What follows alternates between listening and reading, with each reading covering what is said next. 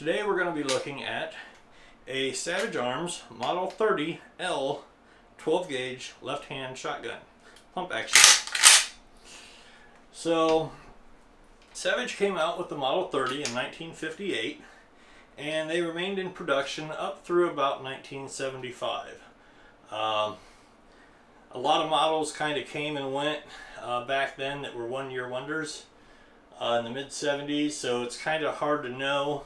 There were some models that were put in the catalog that were never produced, others that weren't in it that were produced, so it's kind of a guessing game. But they were in the catalog in some style or another up through 1975. Some of the features on these, they had select walnut stocks, standard pistol grip with a fluted comb. The fore ends had the grooves in it for traction.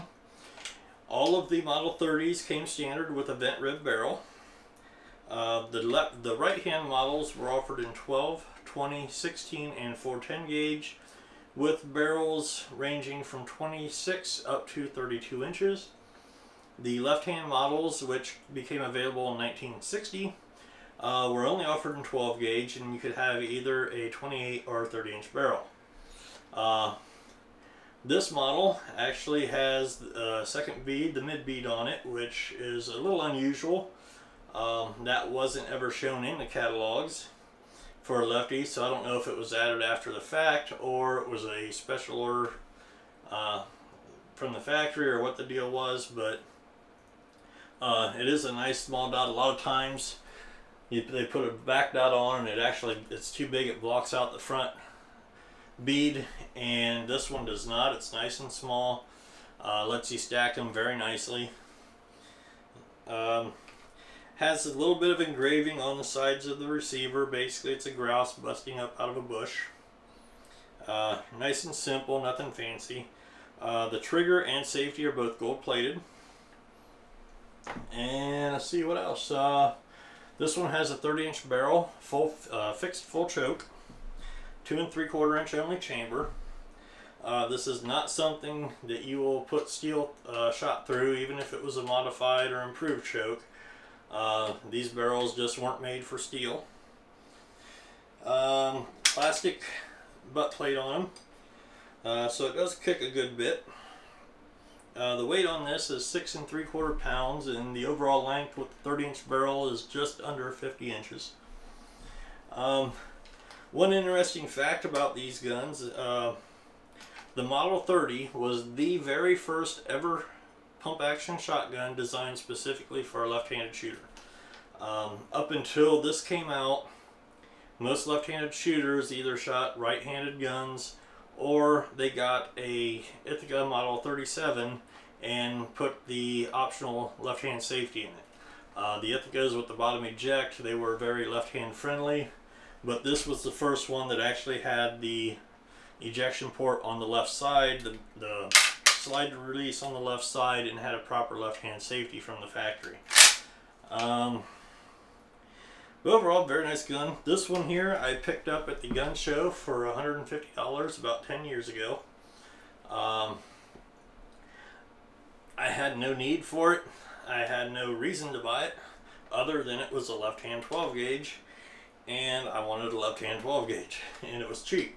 So I figured with the condition that it was in, I couldn't go wrong with it. And for the last few years I've just been using it to shoot some casual sporting clays and trap. The full choke's a little tight for sporting clays, but it does pretty good with trap. The fit for me is very good. It has just a little bit of cast on for a left-handed shooter, which helps a lot. That's always been my biggest problem with shooting guns that are designed for right-handed shooters, is most of them have a little cast off, which bends the stock the wrong way, and I have problems getting my eye lined up with the vent rib on them. But aside from that, just a very nice gun. These can, you can find these all day long for under $150. The question is, are you going to find one in nice condition? Because most of these were kind of considered utility grade guns. The Savage and Stevens shotguns just weren't sought after or considered as high quality as the Remington 870 or the Winchester Model 12. These were kind of Savage's attempt to up their game and compete more level market-wise or quality-wise with the Winchester and the Remington, but it still just wasn't quite there. It's a very nice gun, functions perfectly, but you know, as far as the public today looks at these, they don't give them a second glance. If it's, you know, it's not an 870, it's not a Model 12.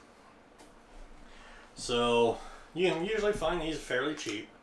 The biggest thing, like I said, is make sure you get one that's in good shape, because parts of these are very hard to find, and you know, if you can't find parts for it, you're not going to be able to shoot it.